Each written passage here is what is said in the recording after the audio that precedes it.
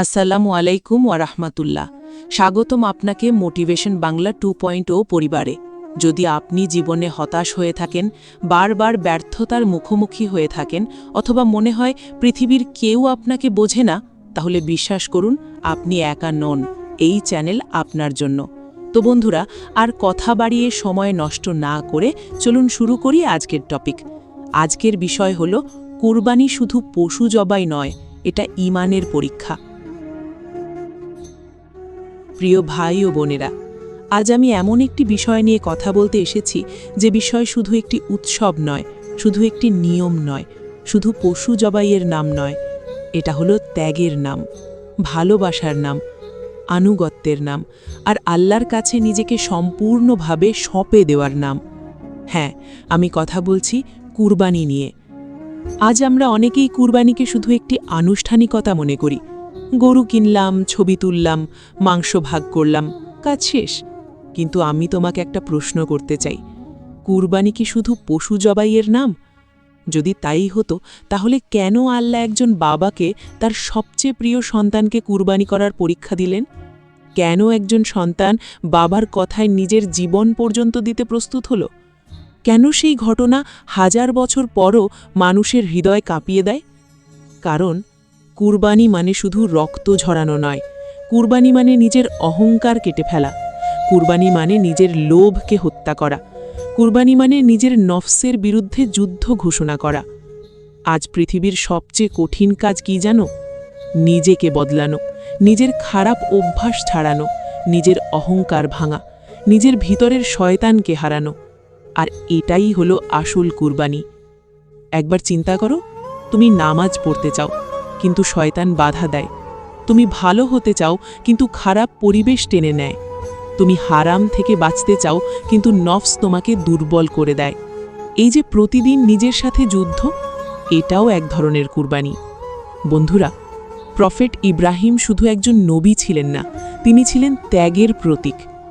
যখন আল্লাহ তাকে পরীক্ষা দিলেন, তখন তিনি প্রশ্ন করেননি, হে আল্লাহ, কেন আমার সাথেই এটা?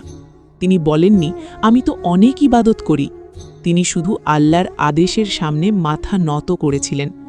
ভাবতে পারো, একজন বাবা বছরের পর বছর অপেক্ষা করে সন্তান পেলেন, তারপর সেই সন্তানকে আল্লাহর পথে কুরবানি করার আদেশ। এটা কল্পনা করাও কঠিন, কিন্তু এখানেই তো ঈমানের শক্তি। আর সবচেয়ে আশ্চর্যের বিষয় কি জানো? প্রফেট ইসমাইল বলেছিলেন, হে আমার পিতা, আপনাকে যা আদেশ করা হয়েছে তা পালন করুন, ইনশাআল্লাহ আপনি আমাকে ধৈর্যশীলদের অন্তর্ভুক্ত পাবেন। সুবহানাল্লাহ। আজ আমরা ছোট একটা কষ্ট এলেই ভেঙে পড়ি, ছোট একটা সমস্যা এলেই অভিযোগ করি। কিন্তু তারা শিখিয়েছেন, আল্লাহ যখন পরীক্ষা নেন, তখন তিনি তোমাকে ধ্বংস করার জন্য নেন না, শক্তিশালী বানানোর জন্য নেন। আজ তুমি কষ্টে আছো, হয়তো টাকা নেই, হয়তো মানুষ তোমাকে বোঝে না, হয়তো আপনজন বিশ্বাসঘাতকতা করেছে, হয়তো অনেক কষ্টের মধ্যেও হাসতে হয়। শুনে রাখো, আল্লাহ তোমাকে ভুলে যাননি, কখনো না। হয়তো তোমার জীবনেও একটা কুরবানির পরীক্ষা চলছে। হয়তো আল্লাহ দেখছেন তুমি ভেঙে পড়ো নাকি তার উপর ভরসা রাখো। মনে রেখো, যে মানুষ ত্যাগ করতে জানে, সেই মানুষই একদিন বড় কিছু অর্জন করে। যে মানুষ নিজের ঘুম কুরবানি করে, সে সফল হয়। যে মানুষ নিজের খারাপ অভ্যাস কুরবানি করে, সে সম্মান পায়। যে মানুষ আল্লাহর জন্য হারাম সম্পর্ক ছেড়ে দেয়, আল্লাহ তাকে হালাল সুখ দেন। যে মানুষ নিজের অহংকার কুরবানি করে, আল্লাহ তার মর্যাদা বাড়িয়ে দেন। আজ একটা প্রশ্ন নিজের কাছে করো, আমি কি কুরবানি করেছি আল্লাহর জন্য? শুধু টাকা খরচ, নাকি নিজের ভিতরের খারাপ মানুষটাকেও বদলাতে শুরু করেছি?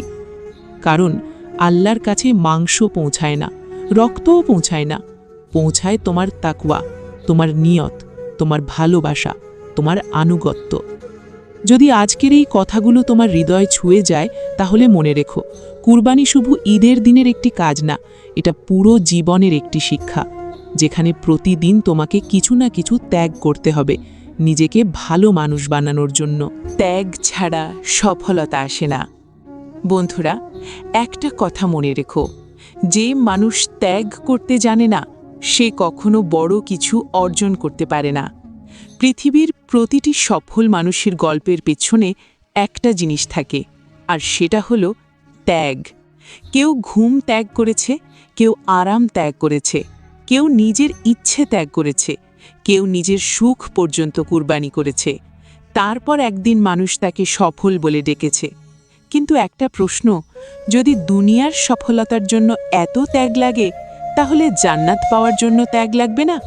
আল্লাহর সন্তুষ্টি পাওয়ার জন্য কষ্ট হবে না? অবশ্যই হবে। আজ আমরা সবাই সুখ চাই, কিন্তু ত্যাগ করতে চাই না। সাফল্য চাই, কিন্তু পরিশ্রম করতে চাই না। জান্নাত চাই, কিন্তু গুনাহ ছাড়তে চাই না। এভাবেই কি হয়? না। মনে রেখো, যেখানে বড় অর্জন, সেখানে বড় কুরবানি। তুমি যদি আল্লাহকে সত্যি ভালোবাসো, তাহলে এমন কিছু ত্যাগ করতে হবে যা তোমার খুব প্রিয়।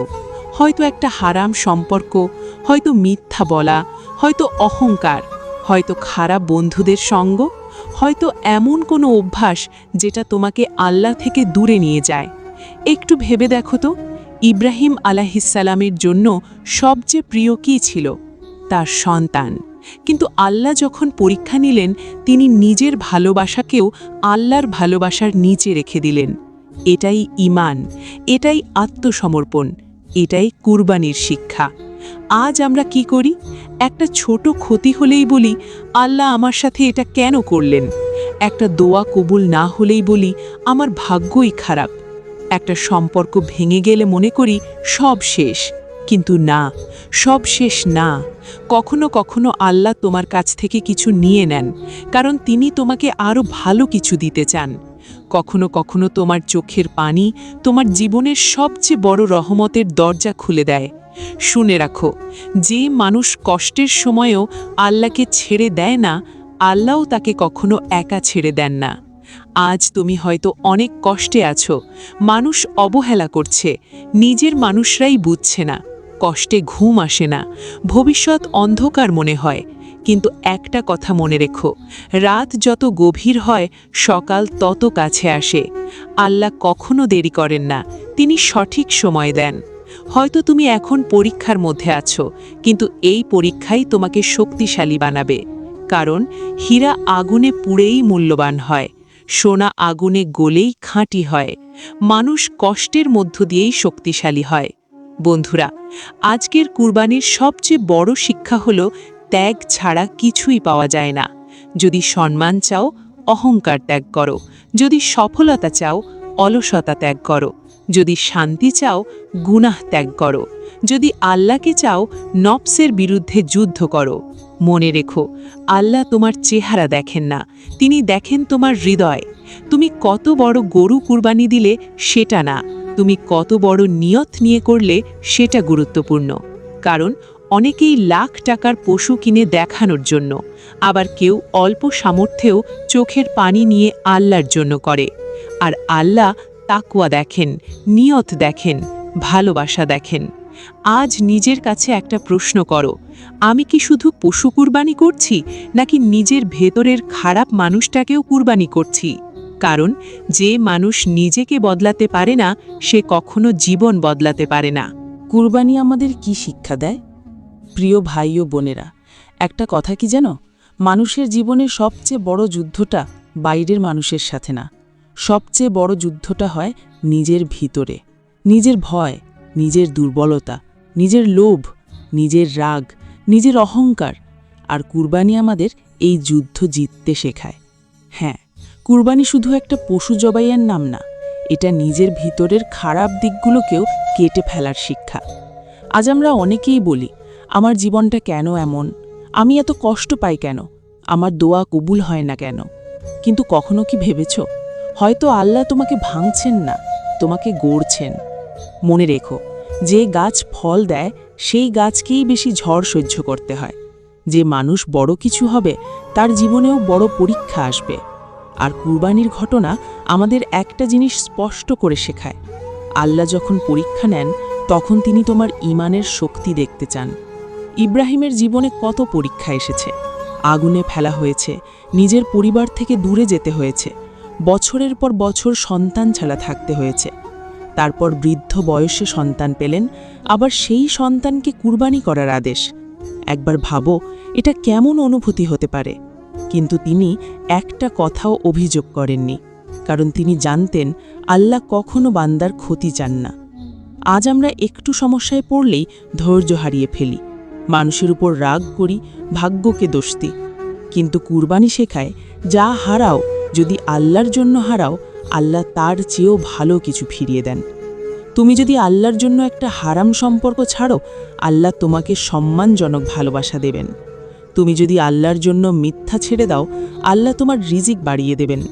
তুমি যদি খারাপ বন্ধু ছাড়ো, আল্লাহ তোমাকে ভালো মানুষ দেবেন। তুমি যদি গুনাহ থেকে ফিরে আসো, আল্লাহ তোমার অতীত মাফ করে দিতে পারেন। এটাই তো রহমত। বন্ধুরা, আজ সমাজে একটা বড় সমস্যা কি জানো? মানুষ কুরবানির ছবি তোলে, কিন্তু কুরবানির শিক্ষা নেয় না। দামি পশু কিনে গর্ব করে, কিন্তু হৃদয় অহংকার কমায় না। গরিবকে মাংস দেয়, কিন্তু মানুষের সাথে ভালো ব্যবহার করে না। এটা কি কুরবানির শিক্ষা? না। আসল কুরবানি তখনই যখন তোমার চরিত্র বদলায়, যখন তোমার নামাজ বদলায়, যখন তোমার হৃদয় নরম হয়, যখন তুমি অন্যের কষ্ট বুঝতে শেখো। একটা কথা মনে রেখো, কুরবানি শুধু ঈদের দিনের জন্য না, এটা পুরো জীবনের ট্রেনিং। তুমি কি নিজের রাগ কুরবানি করতে পারো? তুমি কি নিজের অহংকার কুরবানি করতে পারো? তুমি কি মানুষের ক্ষতি করা বন্ধ করতে পারো? তুমি কি হারাম থেকে নিজেকে বাঁচাতে পারো? যদি পারো, তাহলেই তুমি কুরবানির আসল শিক্ষা বুঝেছ। আজ যারা জীবনে হতাশ, যারা মনে করছো সব শেষ, তাদের একটা কথা বলতে চাই, আল্লাহ কখনো তোমাকে তোমার সামর্থ্যের বাইরে পরীক্ষা দেন না। আজ তুমি কাঁদছ, হয়তো কাল তুমি হাসবে। আজ তুমি একা, হয়তো কাল আল্লাহ তোমার জন্য এমন রাস্তা খুলবেন যা তুমি কল্পনাও করনি। কারণ অন্ধকার রাতের পরই সূর্য ওঠে, কষ্টের পরই স্বস্তি আসে, হারানোর পরই মানুষ আসল পাওয়ার মূল্য বোঝে। তাই আজ সিদ্ধান্ত নাও, আমি শুধু পশু কুরবানি করব না, আমি নিজের ভিতরের খারাপ মানুষটাকেও বদলাবো। আমি অহংকার ছাড়ব, আমি গুনাহ ছাড়ব, আমি আল্লাহর আরও কাছাকাছি যাওয়ার চেষ্টা করব।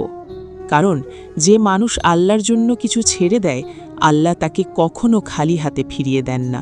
কুরবানি, ত্যাগের মাধ্যমে আল্লাহর আরও কাছে যাওয়ার গল্প। প্রিয় ভাই ও বোনেরা, আজকের এই কথার শেষ মুহূর্তে আমি তোমাকে একটা প্রশ্ন করতে চাই। যদি আজ আল্লাহ তোমাকে পরীক্ষা নেন, তুমি কি প্রস্তুত? যদি আল্লাহ তোমার সবচেয়ে প্রিয় কিছু ছেড়ে দিতে বলেন, তুমি কি পারবে? একটু চুপ করে নিজের হৃদয়ে প্রশ্ন করো। কারণ কুরবানি শুধু পশুর না, কুরবানি হলো হৃদয়ের, তোমার ঈমানের, তোমার নিয়তের, তোমার ভালোবাসার। যখন তার প্রিয় সন্তানকে আল্লাহর আদেশে কুরবানি করতে প্রস্তুত হলেন, তখন আল্লাহ তার সন্তানকে নিয়ে নেননি, বরং তার আনুগত্যকে কবুল করেছিলেন। এটাই সবচেয়ে বড় শিক্ষা। আল্লাহ তোমার সবকিছু নিতে চান না, তিনি দেখতে চান তুমি তাকে কতটা ভালোবাসো। আজ তোমার জীবনে হয়তো অনেক কষ্ট, হয়তো কেউ তোমাকে বোঝে না, হয়তো অনেক দোয়া এখনো কবুল হয়নি, হয়তো রাতের অন্ধকারে একা কাঁদো, হয়তো নিজের মানুষদের কাছেই তুমি অবহেলিত। কিন্তু একটা কথা হৃদয়ে গেঁথে রাখো, আল্লাহ তোমার কান্না দেখেন। মানুষ না বুঝলেও আল্লাহ বুঝেন। মানুষ ছেড়ে গেলেও আল্লাহ ছেড়ে যান না। মানুষ তোমাকে অবহেলা করলেও আল্লাহ তোমার মূল্য জানেন। কখনো কখনো আল্লাহ তোমাকে ভাঙেন, কারণ তিনি তোমাকে নতুনভাবে গড়তে চান। কখনো তোমার কাছ থেকে কিছু কেড়ে নেন, কারণ তিনি আরও সুন্দর কিছু দেওয়ার প্রস্তুতি নেন। তুমি শুধু ধৈর্য ধরো, বিশ্বাস রাখো, কারণ আল্লাহর পরিকল্পনা সবসময় মানুষের পরিকল্পনার চেয়ে সুন্দর। বন্ধুরা, আজকের এই কুরবানিতে শুধু পশু জবাই করো না, একটা খারাপ অভ্যেসও জবাই করো, একটা অহংকারও শেষ করো, একটা অন্যায় সম্পর্ক থেকে বেরিয়ে আসো, একটা খারাপ সঙ্গ ছেড়ে দাও। কারণ যে মানুষ নিজেকে বদলাতে পারে, আল্লাহ তার ভাগ্যও বদলে দেন।